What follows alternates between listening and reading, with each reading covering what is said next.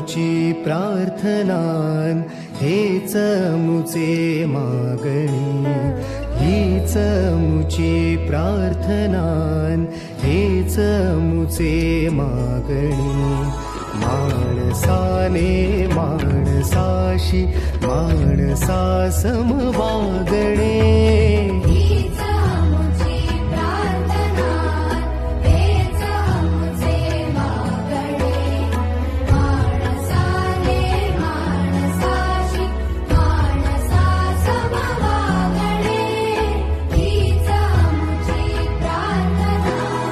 धर्म जाती प्रांत भाषा वेश सारे